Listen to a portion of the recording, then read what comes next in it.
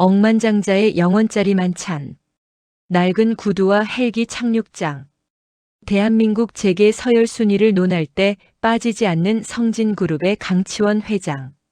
그는 세간의 냉혈한 철면피로 알려져 있었습니다. 수조원대의 인수합병을 눈 하나 깜빡하지 않고 성사시키고 마음에 들지 않는 임원은 그 자리에서 파면하는 서슬퍼런 카리스마의 소유자였죠. 그의 일과는 늘 정교하게 짜인 시계 태엽 같았습니다. 새벽 4시 30분 기상, 히말라야 산맥에서 공수한 만년설을 녹인 물로 세안, 그리고 단 1초의 오차도 허용하지 않는 스케줄. 사람들은 그가 매일 밤 금가루를 뿌린 스테이크를 먹거나 최고급 빈티지 와인으로 목을 축일 것이라 상상하곤 했습니다. 하지만 강 회장의 진짜 사생활은 대중의 상상과는 전혀 다른 궤도를 달리고 있었습니다. 어느 금요일 저녁 서울 도심의 빌딩 숲이 붉게 물들 무렵이었습니다. 강 회장은 비서실조차 모르게 수행 기사를 따돌리고 본인의 전용 헬기를 띄웠습니다. 목적지는 놀랍게도 화려한 파티장이나 비밀 사교 클럽이 아니었습니다. 경기도 외곽, 이정표조차 제대로 되어 있지 않은 어느 낡은 재래시장 근처의 공터였죠. 회장님, 정말 여기서 내리시겠습니까? 집안이 약해서 위험할 수 있습니다. 조종사의 조심스러운 만류에도 강 회장은 이미 헬기 문을 열고 있었습니다. 수천만 원을 호가하는 맞춤 정장 바지 끝단에 흙먼지가 튀었지만 그는 개의치 않았습니다. 오히려 그의 눈은 어린아이처럼 설렘으로 반짝이고 있었죠. 그는 헬기에서 내리자마자 품 안에서 무언가를 꺼냈습니다. 그것은 다름 아닌 다 떨어진 낡은 운동화 한 켤레였습니다. 이탈리아 장인이 수제로 만든 수백만 원짜리 구두를 아무렇게나 헬기 구석에 던져두고 그는 밑창이 반쯤 떨어진 그 낡은 운동화로 갈아 신었습니다. 그 운동화는 강 회장이 40년 전 구멍가게 점원으로 일하던 시절 첫 월급을 털어 샀던 물건이었습니다. 그에게 이 운동화는 단순한 신발이 아니라 자신의 초심을 붙들고 있는 일종의 부적이자 유일한 탈출구였습니다. 강 회장은 수행원 하나 없이 홀로 시장 골목으로 스며들었습니다. 그가 도착한 곳은 간판도 없는 작은 할머니 국수집이었습니다. 할멈, 나왔어. 늘 먹던 걸로 한 그릇 줘. 가게 주인인 욕쟁이 할머니는 그가 수조원을 주무르는 재벌 회장이라는 사실을 꿈에도 몰랐습니다. 그저 가끔 와서 국수 한 그릇 비우고 가는 점잖은 늙은이 정도로만 알고 있었죠. 이 양반아, 오늘은 왜 이리 늦었어? 육수 다 식었잖아. 할머니의 타박에 강 회장은 허허실실 웃으며 낡은 플라스틱 의자에 엉덩이를 걸쳤습니다. 세계 최고의 셰프들이 차려내는 진수성찬 앞에서는 늘 독이 들었을지 모른다는 강박에 젓가락질 한 번이 조심스러웠던 그였지만 이 삐걱거리는 의자 위에서는 세상 누구보다 편안한 표정을 지었습니다. 그는 5,000원짜리 잔치국수 한 그릇을 국물까지 싹싹 비워냈습니다. 입가에 묻은 고춧가루를 투박한 휴지로 닦아내며 그는 비로소 자신이 강치원 회장이라는 무거운 껍데기를 벗고 인간 강치원으로 숨쉬고 있음을 느꼈습니다.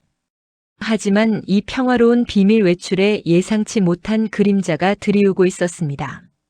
식당 구석에서 혼자 소주를 마시던 한 청년이 강 회장의 손목에서 반짝이는 시계를 유심히 지켜보고 있었던 것입니다.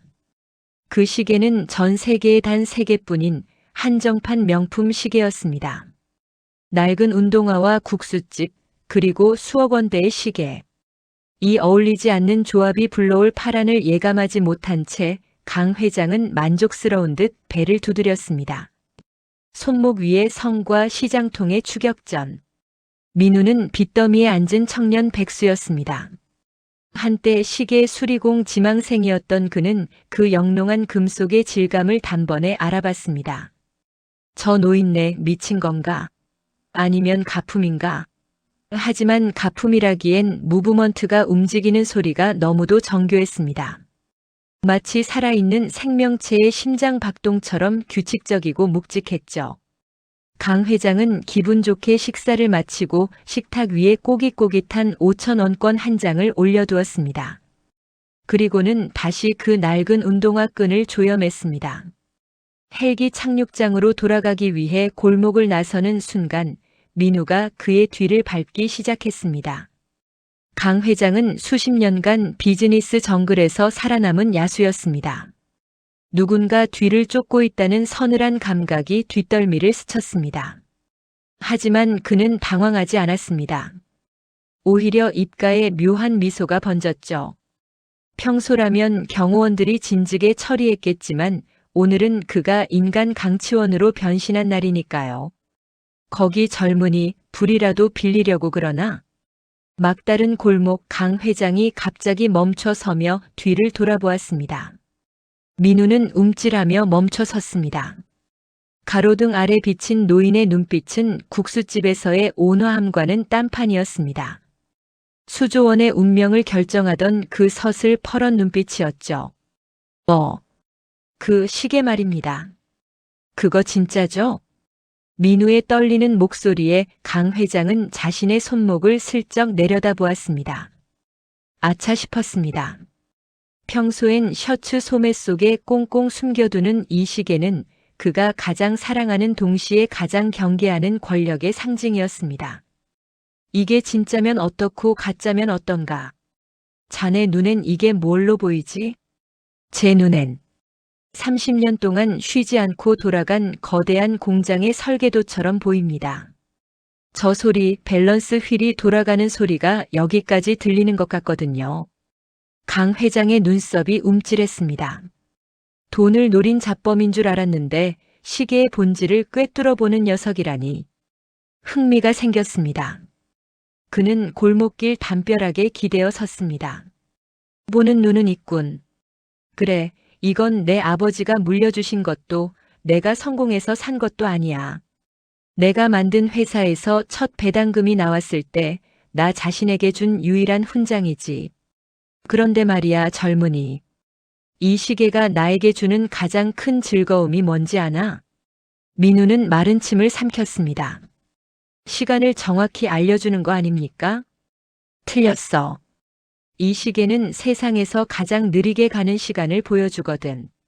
내가 이 낡은 운동화를 신고 이 거리를 걸을 때만 말이야. 그 순간 강 회장의 무전기에서 치직거리는 소리가 났습니다. 수행 비서들이 근처까지 들이닥친 것이었죠. 강 회장은 서둘러 골목 끝을 향해 뛰기 시작했습니다. 70대의 노인이라고는 믿기지 않을 만큼 날렵한 몸놀림이었습니다. 낡은 운동화가 바닥을 차는 소리가 경쾌하게 울려 퍼졌습니다. 민우는 홀린 듯 그 뒤를 쫓았습니다. 시장통 골목을 지나 어느 으슥한 공터에 다다랐을 때 민우의 눈앞에는 믿기지 않는 광경이 펼쳐졌습니다. 어둠 속에서 거대한 헬기의 프로펠러가 회전하며 바람을 일으키고 있었고 검은 양복을 입은 사내 수십 명이 허리를 숙인 채 대기하고 있었던 것입니다. 회장님, 어디 계셨습니까? 보안팀이 비상입니다. 비서실장의 다급한 외침과 동시에 강 회장은 다시 성진그룹의 황제로 돌아갔습니다. 그는 헬기 계단에 오르기 전 숨을 헐떡이며 쫓아온 민우를 돌아보았습니다. 그리고는 손목에 차고 있던 그 수억 원짜리 시계를 풀었습니다. 민우의 심장이 터질 듯이 뛰었습니다. 설마 이걸 나한테 주는 건가? 하지만 강 회장은 시계를 주는 대신 주머니에서 아까 국수집에서 거스름 돈으로 받은 500원짜리 동전 하나를 민우에게 던졌습니다. 젊은이, 시계 수리공이 꿈이라고 했나? 내일 아침 9시 성진그룹 본사 로비로 오게. 이 500원짜리를 보여주면 안내해 줄 걸세. 내 시계 무브먼트에 먼지가 하나 앉은 것 같은데 자네가 한번 봐줘야겠어. 헬기는 굉음을 내며 밤 공기를 가르고 사라졌습니다. 먼지 자욱한 공터에 홀로 남은 민우는 손바닥 위에 500원짜리 동전을 멍하니 바라보았습니다. 그것은 전 세계 어떤 화폐보다도 무거운 기회라는 이름의 입장권이었습니다. 다음 날 아침 성진그룹 본사에는 발칵 뒤집힐 만한 사건이 벌어집니다. 낡은 청바지를 입은 청년이 회장실 직행 엘리베이터 앞에 나타났기 때문이죠. 황제의 수리점과 먼지 한 톨의 무게. 엘리베이터 문이 열리자 민우의 눈앞에는 화려한 대리석 집무실 대신 전혀 예상치 못한 풍경이 펼쳐졌습니다. 그곳은 온통 기름 냄새와 금속 마찰음으로 가득한 마치 19세기 스위스의 어느 시계 공방을 그대로 옮겨놓은 듯한 공간이었습니다. 강 회장은 맞춤 정장 대신 기름때 묻은 앞치마를 두르고 돋보기 안경 루페를 눈에 끼운 채 작업대에 앉아 있었습니다. 수조 원의 매출을 논하던 그 단호한 손가락은 이제 머리카락보다 가는 태엽을 만지고 있었죠. 왔나? 생각보다 일찍 왔군. 500원의 가치를 아는 녀석인가 보지. 강 회장은 고개도 들지 않은 채 민우에게 핀셋 하나를 건넸습니다. 작업대 위에는 어젯밤 민우가 보았던 그 파텍 필립이 해체된 채 놓여 있었습니다. 수백 개의 부품이 마치 은하수의 별들처럼 흩어져 있었죠. 자네 어제 이 시계 무브먼트에 먼지가 앉았다고 했지? 찾아봐. 만약 10분 안에 찾지 못하면 자네는 어제 먹은 국수값 5,000원을 토해내고 여기서 나가야 할 거야. 민우의 등에 식은땀이 흘렀습니다. 이것은 단순한 채용 면접이 아니었습니다. 자신의 인생 전체를 건 도박이었죠. 민우는 루페를 집어들고 렌즈 너머의 세상을 들여다보았습니다. 강 회장의 사생활 중 가장 기묘한 점은 그가 세상에서 가장 정밀한 기계를 직접 수리하며 스트레스를 푼다는 것이었습니다. 그는 남들이 골프를 치거나 요트를 탈 때 0.1의 오차와 싸우며 희열을 느꼈습니다. 완벽주의자로 알려진 그의 성격은 사실 이 작은 톱니바퀴들 사이에서 길러진 것이었죠. 회장님 찾았습니다. 민우의 목소리가 떨렸습니다. 그는 밸런스 휠의 안쪽 육안으로는 절대 보이지 않는 구석에서 아주 미세한 보풀 하나를 찾아냈습니다. 그것은 어제 강 회장이 국수집에서 닦았던 그 싸구려 휴지의 조각이었습니다. 강 회장은 그제야 고개를 들고 껄껄 웃었습니다. 하하, 역시 내 눈은 틀리지 않았어. 그 싸구려 휴지가 내 인생 최고의 시계를 멈추려 했다니 참으로 아이러니하지 않나? 돈이면 다 되는 줄 아는 놈들은 평생 모를 즐거움이지. 강 회장은 민우를 자신의 옆자리에 앉혔습니다. 그리고는 누구에게도 말하지 않았던 자신의 진짜 사생활 이야기를 시작했습니다. 사실 강 회장은 매달 한 번씩 자신의 신분을 완전히 숨긴 채 시장통 단칸방에서 하룻밤을 보냅니다. 그 방에는 텔레비전도 스마트폰도 없습니다.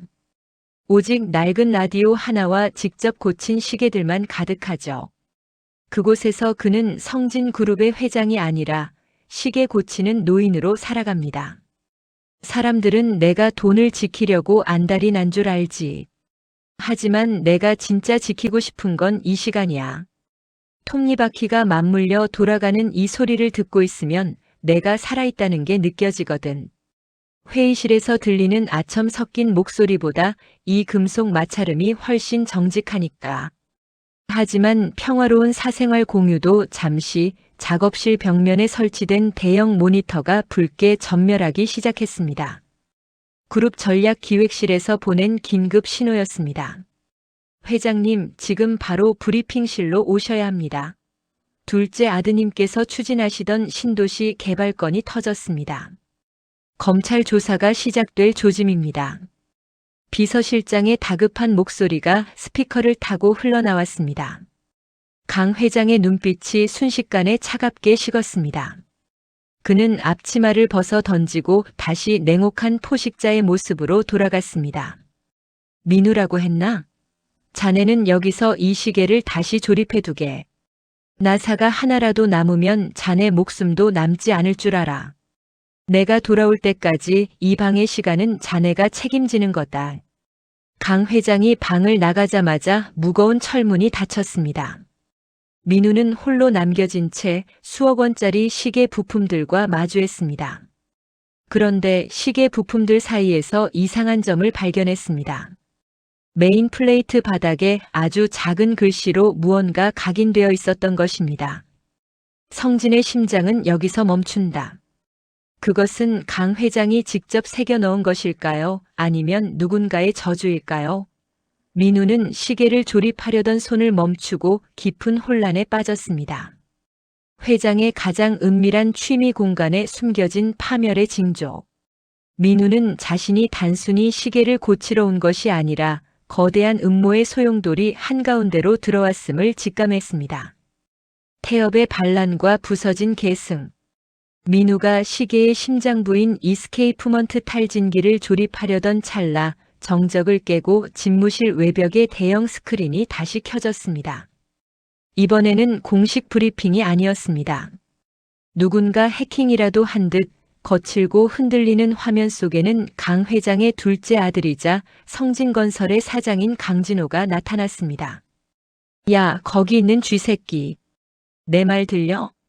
화면 속 강진호는 술에 취한 듯 눈이 풀려 있었습니다. 그는 아버지가 가장 아끼는 이 밀실의 존재를 이미 알고 있었던 모양입니다. 아버지가 너 같은 천한 놈한테 시계를 맡겼다고. 웃기지 마. 그 노인네는 이제 끝났어. 검찰 조사가 시작되면 그 시계 속 부품 하나하나가 비자금의 증거가 될 거다. 내가 지금 만지고 있는 그 톱니바퀴들 사실은 해외로 빼돌린 다이아몬드를 가공해서 만든 거거든. 민우의 손이 멈췄습니다. 그는 조심스럽게 핀셋으로 톱니바퀴 하나를 들어 올려 빛에 비춰보았습니다. 과연 특수 코팅된 표면 아래로 기이한 영롱함이 감돌았습니다. 강 회장의 취미는 순수한 열정이 아니라 누구도 의심하지 않을 방식으로 자산을 은닉하는 정교한 세탁 과정이었던 것입니다. 그 시계를 완성하지 마. 아니, 아예 박살을 내버려. 그러면 내가 너한테 평생 먹고 살 돈을 주지. 하지만 내가 그걸 완성해서 아버지 손에 넘겨주는 순간 너는 공범으로 철창행이야. 알겠어? 강진호의 비열한 웃음소리가 스피커를 타고 흘러나왔습니다. 민우는 혼란에 빠졌습니다. 존경했던 노신사의 진심이 사실은 거대한 범죄의 부속품이었다는 사실에 배신감이 밀려왔습니다. 하지만 동시에 어제 시장통에서 국수를 먹으며 짓던 그 평온한 미소가 거짓이었다고는 믿고 싶지 않았습니다. 그때였습니다. 밀실의 환풍구 너머로 기분 나쁜 타는 냄새가 스며들었습니다. 강진호가 보낸 용역들이 33층 전체의 전력을 차단하고 흔적을 지우기 위해 방화 시스템을 오작동시킨 것이었습니다. 회장님. 아니, 강치원 씨. 당신은 대체 누굽니까? 민우는 혼잣말을 내뱉으며 결단을 내려야 했습니다. 시계를 부수고 도망칠 것인가 아니면 목숨을 걸고 이 비밀의 심장을 다시 뛰게 할 것인가. 민우는 다시 핀셋을 잡았습니다. 그에게 중요한 것은 다이아몬드도 비자금도 아니었습니다.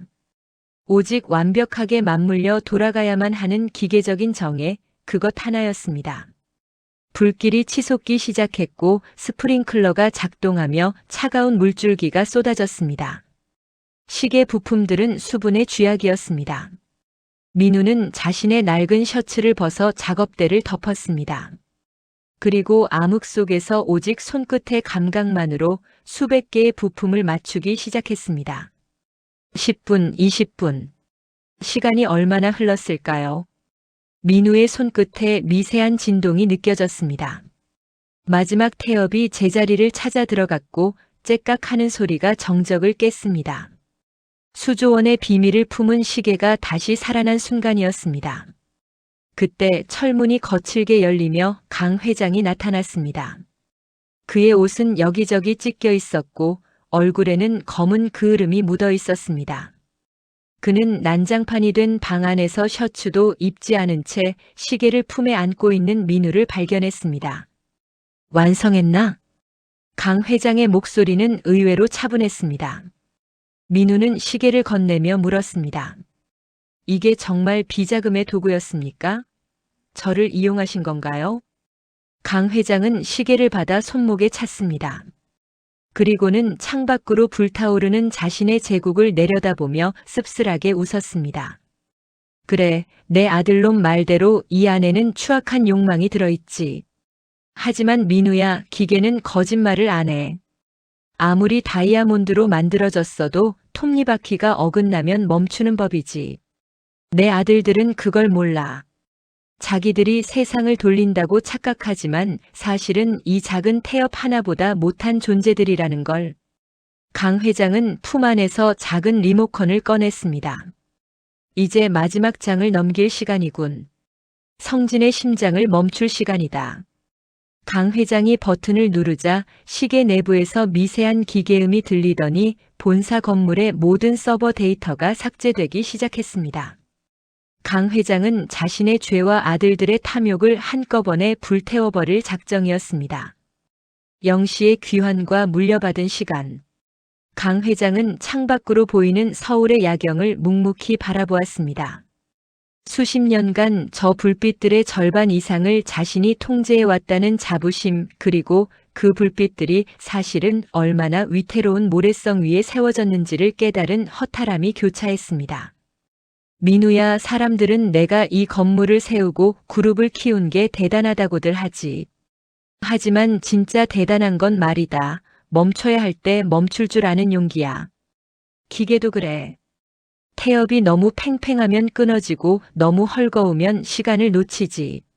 내 아들놈들은 태엽을 감을 줄만 알았지 푸는 법을 배우지 못했어. 강 회장은 손목에서 시계를 풀어 작업대 위에 놓았습니다. 물기에 젖은 시계는 여전히 정교하게 움직이고 있었습니다. 민우는 그 시계를 바라보며 물었습니다. 이제 어떻게 되는 겁니까? 검찰이 들이닥칠 테고 그룹은 공중분해될 텐데요. 회장님도 무사하지 못하실 겁니다. 무사하다는 게 뭐지? 감옥에 가는 거? 아니면 재산을 뺏기는 거? 나한테 진짜 감옥은 이 33층 집무실이었어. 매일 아침 독이 든 성배를 마시는 심정으로 출근했지. 이제야 비로소 나는 자유다. 강 회장은 민우의 어깨를 툭 쳤습니다. 그리고는 바닥에 떨어진 자신의 낡은 운동화를 가리켰습니다. 그 시계 내가 가져가라. 그 안에 든 다이아몬드니 비자금이니 하는 것들은 이미 데이터와 함께 삭제되도록 장치해뒀어. 이제 그건 그냥 아주 잘 만들어진 시간이 정확히 맞는 시계일 뿐이야. 그걸 팔아서 부자가 되든 분해해서 연구를 하든 내 마음이다. 다만 한 가지만 약속해라.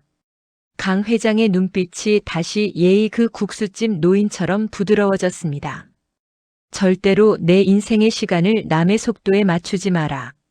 내가 어제 그 500원짜리 동전을 소중히 여겼던 그 마음, 그게 진짜 자본이다. 말을 마친 강 회장은 수행원들의 부축도 거부한 채 연기가 자욱한 복도로 걸어 나갔습니다.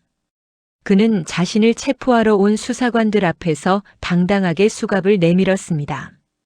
언론은 성진그룹의 몰락을 대서특필했고 강 회장의 아들들은 서로 책임을 떠넘기며 진흙탕 싸움을 벌였습니다. 하지만 정작 사건의 핵심인 강 회장은 구치소 안에서 생전 처음으로 깊은 숙면을 취했다는 소문이 돌았습니다. 1년 뒤 서울 변두리의 어느 작은 골목길. 화려한 간판 대신 시간을 고치는 집이라는 소박한 나무 팻말이 걸린 가게가 문을 열었습니다. 그곳의 주인은 이제 더 이상 빚에 쪼들리는 백수가 아닌 젊은 시계 수리공 민우였습니다. 민우의 작업대 위에는 강 회장이 남긴 그 시계가 놓여 있었습니다. 민우는 그 시계를 팔지 않았습니다. 대신 그것을 완전히 분해하여 시계가 가진 비밀스러운 구조를 공부하는 교본으로 삼았죠. 어느 비오는 금요일 저녁 가게 문이 열리고 낯익은 실루엣이 들어섰습니다. 가석방으로 풀려난 강 회장이었습니다. 그는 예전에 그 비싼 정장 대신 소박한 개량 한복 차림의 낡은 운동화를 신고 있었습니다. 주인장, 이 시계가 좀 느린 것 같은데 봐줄 수 있나? 강 회장이 내민 것은 5,000원짜리 싸구려 전자시계였습니다. 민우는 빙긋 웃으며 대답했습니다. 회장님, 이 시계는 수리비가 더 나옵니다. 그냥 새로 하나 사시죠. 에이, 이 사람아. 이 시계는 나랑 같이 감방 생활을 한 동기라고. 돈으로 따질 수 없는 시간이 들어있단 말이야. 두 사람은 좁은 수리점 앉아 믹스커피를 나눠 마셨습니다. 수조원의 자산가와 청년 백수가 아닌 시간을 공유하는 두 남자의 웃음소리가 골목길에 잔잔하게 퍼졌습니다. 강 회장의 사생활은 더 이상 신문의 가십거리가 아니었습니다. 그는 이제 매주 주말마다 민우의 가게에서 아이들에게 시계 원리를 가르치는 태엽 할아버지로 불리며 인생에서 가장 찬란하고 느린 시간을 보내고 있었습니다. 돈으로 살 수 있는 가장 비싼 시계를 가졌던 남자가 결국 돈으로는 절대 살 수 없는 평온한 일초를 찾아낸 이야기. 성진그룹의 전설은 그렇게 작은 수리점의 태엽 소리 속으로 녹아들며 막을 내렸습니다. 강 회장의 파란만장한 사생활 이야기 재미있으셨나요? 구독과 좋아요로 응원해주세요.